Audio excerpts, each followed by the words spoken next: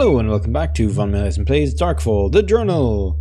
When we last left off, we were just starting to explore the room that Nick and Polly, the two students that were ghost hunting here at the hotel, were clearly using as their base of operations, and we heard the rather unfortunate message from Polly, who was saying that Nigel had gone missing and she was going to look for him. She thought it was safe, but then there was super weird noises just as soon as she left the room, so I'm guessing things did not work out well for poor Polly.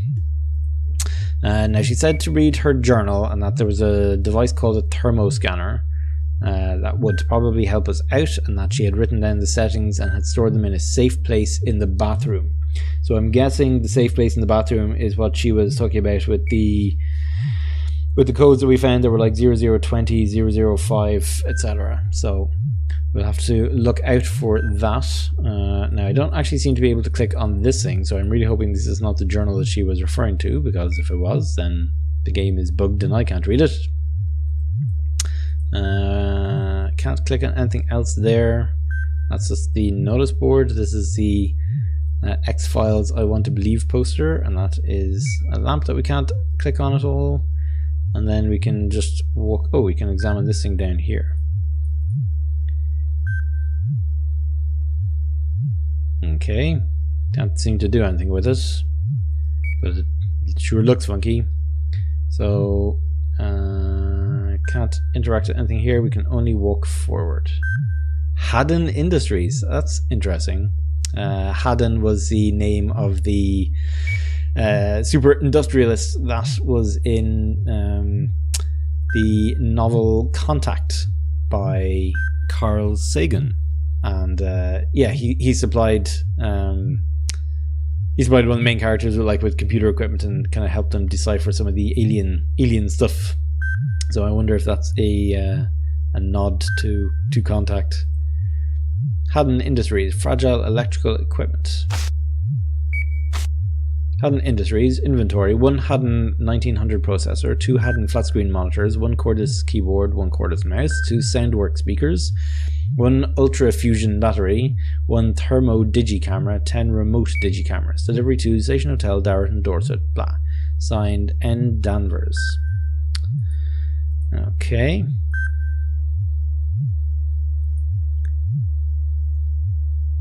Can't examine anything from here. We can see this notice board. So let's have a look. What is this? Just graffiti? Now I've already made a note of that. I suspect it's not graffiti. Anagram? Nope, it's just written backwards. Leave me alone. Unless it is both. Let's see, outside of the train station. Students approve haunted hotel. Local students Polly White and Nigel Danvers are setting themselves the task of proving the existence of ghosts. The project's based around Dowerton Station and the Station Hotel is financed by Haddon Industries, who are in talks with the local Crabtree estate to develop the derelict buildings into a motel, restaurant and club complex. Miss White said this may be the last chance to find out exactly what happened at this hotel all those years ago. Alrighty. Polycam 8 photo for newspaper article. Is it okay? Nigel. Okay. Cam 7. Oh, I wonder... I was going to say, I wonder if the notations that we found before, which were like, say, 00:20, were times, but we have one that's like 0090, which wouldn't make any kind of sense at all. Okay, and there's the dark blob. Ooh, and the dark blob is clearly growing. So we have 34, 35, 36, 37. So a minute later, and we can see there's clearly a face there, and it's like projecting up towards the camera. So something grew in the room over the course of a few minutes and then attacked the camera. Okay, what have we got here? Case number 14. Oh, this is very much like the one that we found down in the basement that was written by the constable. Field note reference: missing persons, name Nigel Danvers. Ah, so this must have been written after the students disappeared. But the students disappeared while our brother was here. So did a constable come to investigate? Oh no, it's written by Nigel Danvers. It wasn't a disappearance of Nigel Danvers. Okay. Location, room 2D, our base. Those known to be in this building at the night of 29th of April 1947. Callum Thomas, local teenager, in relationship with Betty Penfold, no room number known. Crabtree, George, owner of hotel, and eldest son of local land-owning family, room 3F. Gloria Grabble, there's a GG, little known about her, assigned to the hotel under false name, room 1E. Fly Matilda, actress, taking break from theatre scene, was expected in St. Ives, room 2B. Penfold, Betty, daughter of Edith, worked in hotel as everything, room 3D. Penfold, Edith, landlady of hotel since 1945, husband died in World War II. Mother to Betty, room 3E. Further notes, Polly is building up a digital database on the above. I don't see what's wrong with good old paper, but never mind. Well, that is a handy list. I already had some of those for sure, but I will make sure to jot down the other details myself afterwards. Case number 0014, field note reference CCTV camera locations. Name Nigel Danvers, okay. Our base current camera positions are as follows: cam 1, cam 2, cam 3, blah blah blah. Further notes, all cameras are viewable from PC Terminal 2. Password needed, though it is obvious. Polly, just in case you forget, I'll remind you that it's the only thing I like on that menu. The rest is yuck. Okay, so if we go back and have a look at the 3 menus again, maybe one of them is circled or something.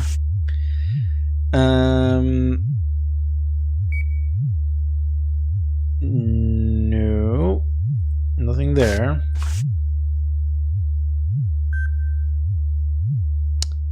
Nothing there.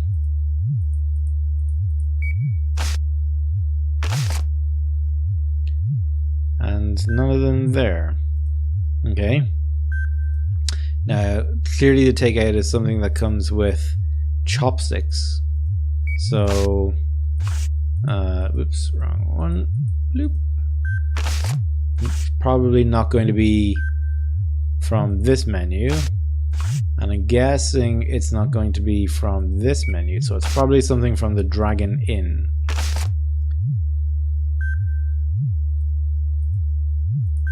As a guess, just guessing. So what have we got here? Haddon Mobile.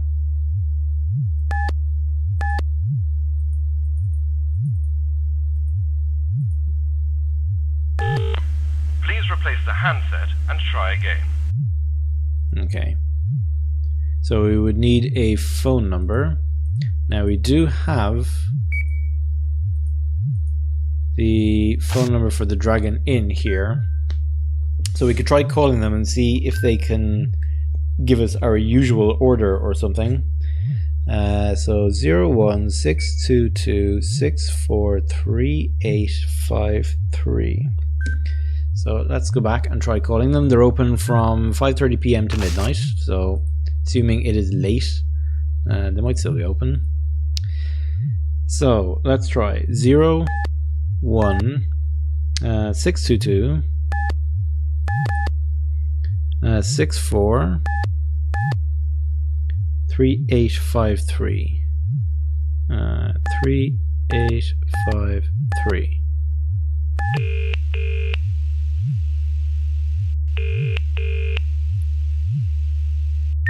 Good evening. Welcome to Dragon Inn, the best takeaway Chinese food this side of Dorchester. This is creepy. This is an automated service. Please hold the line while we check your number. You have a standing order with us. Would you like us to deliver your usual order? Please press the star key twice for yes, or press 1 to make a new order. Your usual order is number 15. You have now ordered number 15. Sorry, but the shop is closed. We close at 11:30 PM. It says you're open till midnight. Good night.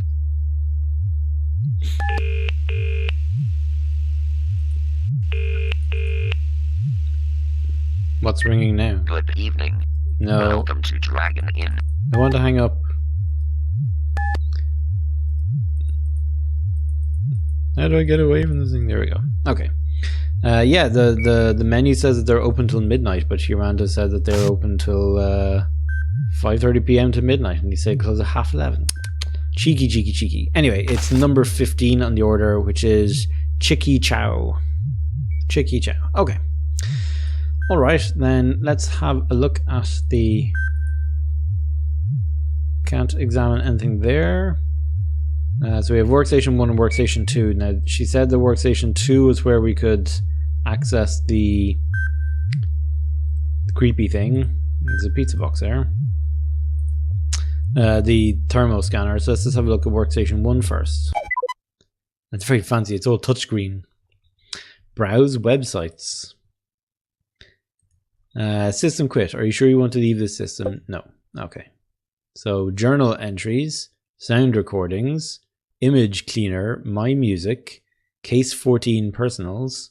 Well, that must be the database that she was putting together. Metrol sat weather and solar updates, browse websites, and Haddon perhaps help. Journal entries, Notemaker 2002. Oh, I wanted to read the about screen.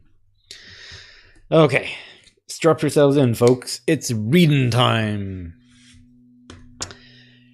Choose file. Here we go. So they're in chronological order they are. Welcome to current file. Welcome to my journal. Polly's journal, case 20014, the abandoned hotel. This is the here we go thing. Right. Okay. This is what I hope will be a faithful and accurate record of the experiments and observations made by myself, Polly White, and my partner, Nigel Danvers. As the final project of our degree in alternative sciences, we have decided to carry out a professional psychic investigation. We have chosen the Station Hotel and Dowerton train station for our mission. Both are abandoned and have a history of supernatural occurrences, folk tales, and more recently, disappearances. As many as 12 people are believed to have disappeared from the location on the night/early morning of the 29th-30th of April 1947, including the landlady Edith Penfold, her daughter, and the owner of the hotel, George Crabtree. A massive police search and investigation followed, but no clues or leads were discovered. It has remained a mystery. In 1980, a local Dowerton man, Edward Tully, carried out an amateur but well-documented investigation in this very location. His diary, in our possession, has entries which talk of ghosts and strange appearances within the train station. Sadly, and also mysteriously, Edward Tully did not return from the station one night. His neighbour alerted police after he failed to return home to feed his cat. Police found some of Mr. Tully's belongings, but no sign of the man himself. A mystery to this day. Photographs taken by myself and Nigel will illustrate the journal entries. Hotel exterior, platform 2. Okay, getting started. 9 p.m. Our setup is so cool. All of the equipment came in yesterday, so Nigel and I have been unpacking boxes. Christmas comes early in Dowerton. The university's deal with Haddon Industries is paying off big time. Not only have we got loads of RDCs, remote digital cameras, we have also been lent an RTS, a remote thermo scanner, electromagnetic fluctuation monitoring equipment, and some odd goggles. They all work on different frequencies, so we'll probably spend the first night tuning them into PC Terminal 2. Having said that, we already know that our choice of location is spot on. Both Nigel and I have already experienced some oral and visual phenomena. I heard a few short and distant bursts of piano when we were carrying the stuff upstairs. I will look into it further tomorrow. Nigel thinks he saw some light sprites out on the platform, so we shall set one of our cameras up there. Energy orbs have been photographed quite regularly, but I have yet to see anything on actual film or digitape. Our first mission, it's looking good. Platform 1 by Foyer. Developments. Mr. Crowhurst came up for a nose round earlier. He seemed very impressed, but doesn't believe a word of what we are saying. He is pleasant enough, though, for an architect. He reckons that the building work in this place will start in a couple of months. I would have liked longer for the survey, but that's life. Both he and the Crabtree family have been quite generous already, so I don't want to push our luck. Anyway, enough of all that. I should talk about the work. The hotel is bizarre. Some of the rooms appear to have decayed very little. It's as if someone is maintaining them. I have heard of this sort of phenomenon before. For example, there is the Rye Hospital, Sussex. Many parts of this building are virtually spotless, even though the place has been ruined for near on 10 years. This place is similar.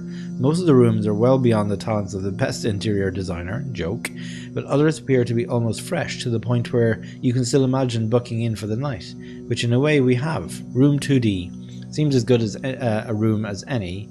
23:34, activity has started already. I thought we were prepared for it, but no. I was exploring the ladies' toilet downstairs. At first I thought it was my reflection, but then I realised the angle was all wrong. She just stared at me, or at herself I should say. A young woman, dark hair, round face, looked about 20 or so. Odd expression. Looked like excitement. She seemed to be putting something in the sink, or beneath it. Sadly, I'd set up the camera in the men's toilet next door. Never mind. 0015. This is great! We are collecting a very impressive collection of footage, photos and sound recordings. We are going to be very busy. I saw a door open by itself. That is a first. I think it will concentrate on the upper floors. The staff bedrooms and the living area are based on that floor. Nigel seems to have taken a fancy to the pub, reception and even the cellar. He is down there now, in fact, setting up the thermocam. Oh, the thermocam must be the big fancy thing down in the basement that we saw before. This thing that she was saying about the 20-year-old or so lady looking very excited and putting something under the sink, I believe that is the note that Edith was leaving for her boyfriend under the sink that we found earlier. Who, what and why? What a night. We managed to stay awake the whole time. Well, I know I did. Nigel didn't finish in the cellar till dawn anyway. We have both been discussing the theory that perhaps there is something more to these hauntings, not just random activity. The hotel, and station for that matter, have a long but badly recorded history of phenomena. There are many such places that have strong links with supernatural activity, such as Plucky in Kent. That has long since been held the most haunted village in the UK, though I think our findings will blow the lid off that. 2246. Something new. Shadows. I know how odd that sounds, but it's all I can describe it as, like a moving shadow, a piece of, well, darkness, just a fragment of darkness. I saw one first, on Cam 5, dining room. It seemed to shift across the wall, down onto the floor, and then up through the ceiling. That's just two floors down from here. I might pop down on it later and have a look. 2303. Nothing in there now, so I took a walk around. Mr. Crowhurst has taken to sleeping in the old waiting room. Must be freezing. I could see through the corrugated iron. We were informed that this train line is long since abandoned. Well, I am sure that I heard the whistle of a steam train in the distance. Perhaps the place is not only haunted by previous occupants, perhaps the place itself is haunted. Every brick, every tile and pane of glass. Is it possible that the memories of those that once existed could actually sustain the environment that they lived in to a sizable degree? The experimental radivision goggles may provide some answers to that question. On my own again, Nigel's back in the cellar. Seems to like cold, dank, dark places. No comment. So I've been researching our finds. There are other recorded instances of shadow, so they are mostly connected to superstition. I started reading Mr. Tully's notebook again. He mentions a darkness. Through his those descriptions seems to differ. He connects his apparition with a singular spirit, claiming also that he had direct communication with it. This is something I could try. If needs must, there are ways and means. The old Ouija board. Obviously, I will not be mentioning this in my essays. I would be laughed out of Weymouth University. Oh, of course, none of the rest of the stuff would have you laughed out. Honestly. I set up the Ouija in the attic. Didn't have any luck, but that place sure chilled me a bit. Scared? Me? No way. I was just freezing up there. Nigel's still down in that cellar. Might give him a call on the mobile. Something we are not supposed to do. Disturbed electromagnetic activity, you see. Speaking of which, the cams have all reset. It's not really a problem. I just have to pick up the individual wavelengths manually. I'm doing it via a plan of the station and hotel that I have imported into the software. Pinpointing each camera allows me to view its data. It's a lot slower to make a full sweep of the 10 cams, but it's better than nothing. We have been discussing our night. Nigel thinks that the foundations and timbers of the cellar are part of a much older building. The bulk of the hotel was built around 1880 onwards. The cellar, however, has architectural motifs and construction methods dating back as far as the 17th century. And then 10 to 5 in the morning, bedtime, all quiet on the cams. Now, she did mention the Ouija board. and that she was reading through Mr. Tully's notebook, and that he was in contact with his darkness, and she could try to communicate with it herself by ways and means, i.e. the Ouija board. So she didn't seem to mention any keywords there that would have jumped out to me to try on the Ouija board. It seemed to be very much keyword based. So possibly we'll find Mr. Tully's notebook here somewhere, and there'll be code words or keywords in it that we can use with the Ouija board up in the attic. Okay, so I think that was who, what, and why. Yep, so success. Yes, yes, yes. Oh wait, hang on, I didn't actually look at the last few photos. So developments, there was a photo of the ladies' toilet in the hotel, and who, what, and why is that the entrance into the kitchen, dining room, hotel. Okay, success. Yes, yes, yes, we got it. Well, I mean, we haven't actually got it, but it is recorded on digitape. Can number 7 activated at 0015, and there it was. It really freaked us out. Not very scientific, I know. Activity has been strong and consistent since we arrived, but nothing like this. 0224. We have watched and rewatched the footage for over an hour. We are no closer to working out what it is or what caused it. There is no fixed shape or mass to it. I will email it to Henry Cuttle in a moment. Perhaps he will have some ideas about it. It could be a natural phenomenon, or dare I say it, a fault with the cameras. No, that's so silly. It's positively supernatural. Nothing anyone says will change my mind on that. 231. The connection is down. I cannot send the email. Supposedly hadn't established a strong broadband link for us. Well, it's not looking too good right now. I will try again in the morning. 312. Nigel has been noticing severe temperature drops on that floor. Using thermometers is not the most advanced equipment we have, but it's certainly the most dramatic. Nigel placed it in front of camera in room 1F. We were able to watch it from here. The drops are not unusual in themselves. It is the scale, from 9 degrees to -3 in about 20 seconds. That is amazing. And odd. I don't know why, but I'm glad neither of us was on that floor at the time. Now, we did actually find a thermometer in a drawer in one of the rooms downstairs, and when I looked at it first, I did think it dropped a wee bit, and when I was reviewing the footage before uploading it to YouTube, I did indeed notice that the thermometer dropped just a tiny little bit, not anywhere near as severe as they're saying there. 0322, oral activity now. The temperature drops continued, and there are now noises coming from upstairs. It sounds like music. It's very quiet, so it's hard to make out. We will investigate further. 0345. Yes, the music was coming from the above floor. An old radio. It could have been on all along and our equipment interfered with its tuning. Unlikely though. It is more likely that the hauntings are able to interact with solid objects. This of course is very common with poltergeist activity, but is less well known with spiritual entities. We switched the radio off again. 0434. Quiet again now on all fronts. Time to bed. 0456. Couldn't sleep. Nigel can though, snoring away. I've been thinking about that shadow and what relationship it has to the hotel. I have also come to the conclusion that the hauntings here are connected to the 1947 disappearances. Pretty obvious, I know, but there was never any proof. The fact that tonight's activity centered around specific rooms and objects suggests that the entities knew them, perhaps even owned them. I'll try again with the Ouija board tomorrow. What happened to those people? Was it murder? If so, where are the bodies? Nothing was ever found. From what the Crabtree family have told me, George Crabtree wasn't the murdering kind. Supposedly he went slightly mad at the end, but they put that down to him losing his best friend in World War II. Where are they? The sun is coming up now. There's a glow on the horizon. It's going to be a bright sunny spring day. Shame we will not be able to enjoy it. My eyes are closing. So hole 2, facing store. George Crabtree. 2015. Ugh, dinner was disgusting tonight. We have been ordering from some of the local companies. We'll think harder about what we have next time. Anyway, I haven't told Nigel, but I'm planning on getting into George Crabtree's room. According to the details we have, he had 2 rooms on the 3rd floor, a bedroom and a study. I took a look earlier and the study appears to be locked from the inside. Strange. Time for a bit of Nancy Drew style action, I think. Perhaps I can get the key out. I have learned that there were other hauntings here, perhaps in George Crabtree's time.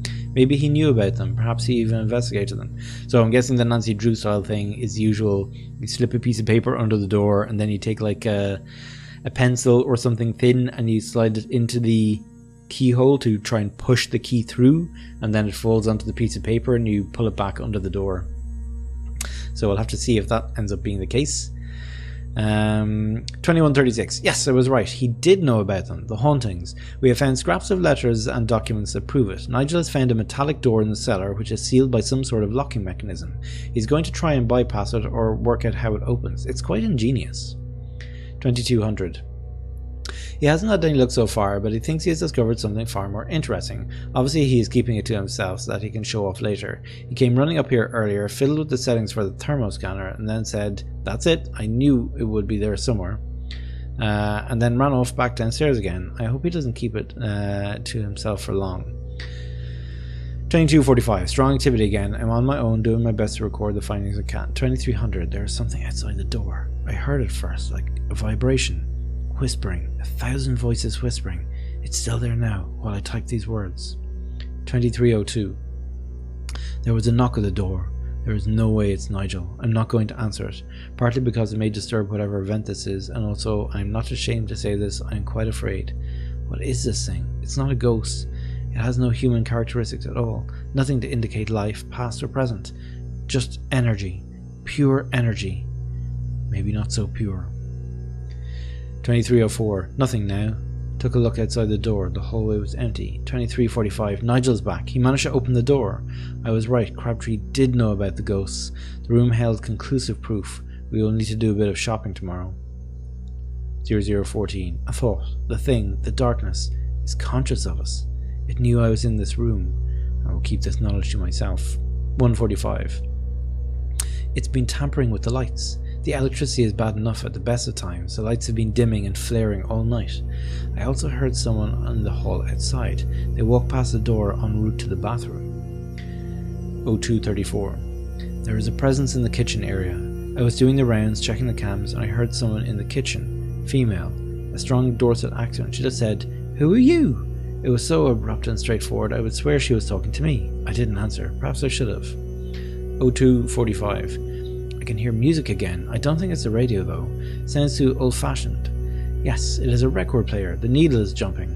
I will take a look later. It's getting louder. Perhaps Pete will hear it down there in the waiting room. That would shake him up a bit, make him a little less Scully-like. I can make out some of the words. And when two lovers woo, they still say I love. Something like that. I think I know the song, As Time Goes By or something. Romantic. I'm not sure I've ever heard of a ghost that has feelings. It's kind of reassuring though, not sure why. 0314. All is quiet again. I will take a look in that room, see if I can find the record player.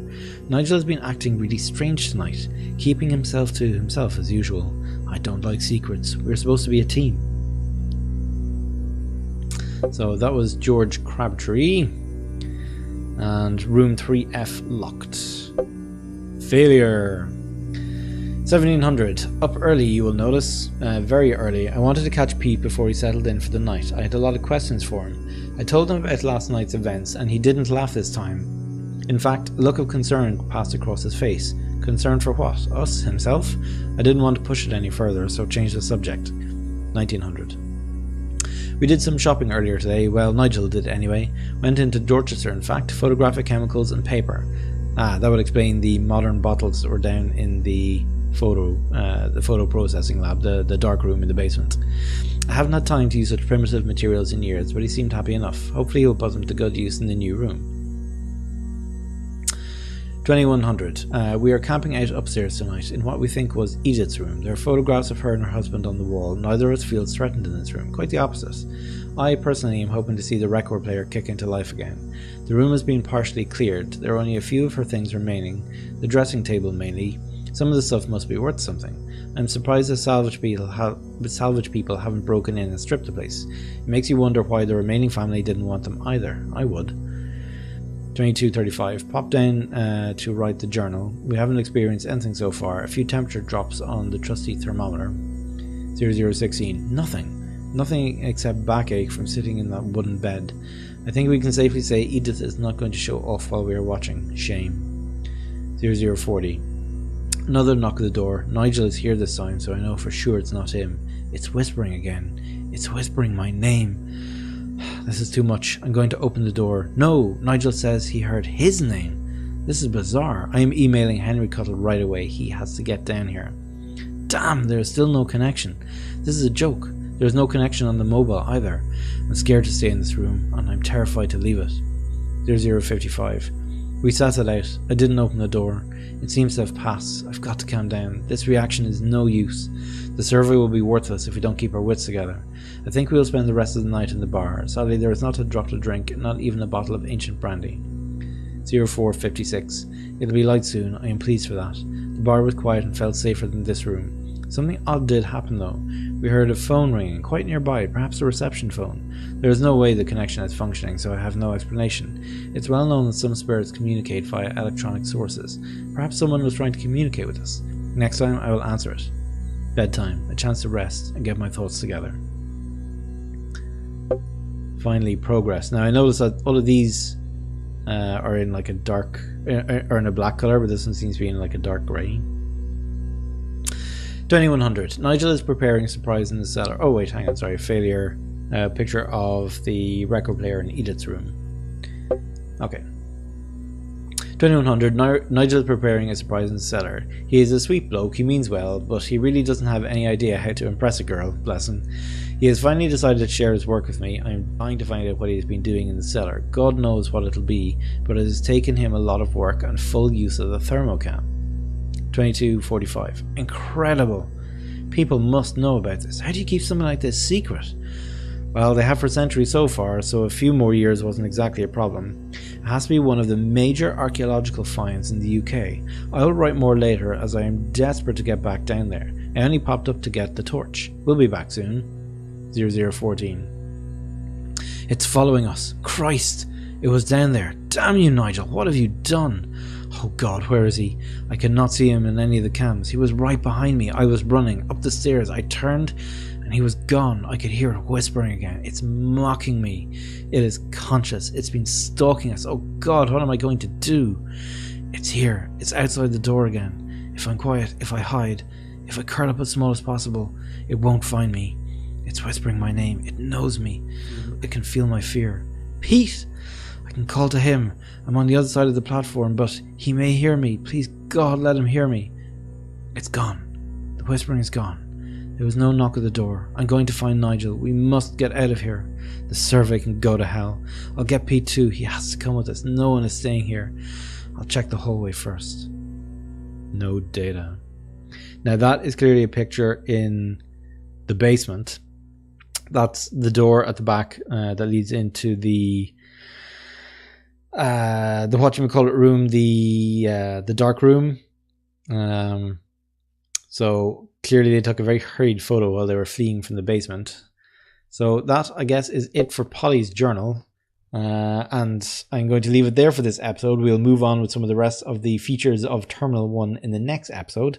Thank you very much for listening to me prattle on with Polly's journal, and I will see you in the next episode of Von Millhausen Plays Darkfall, the Journal!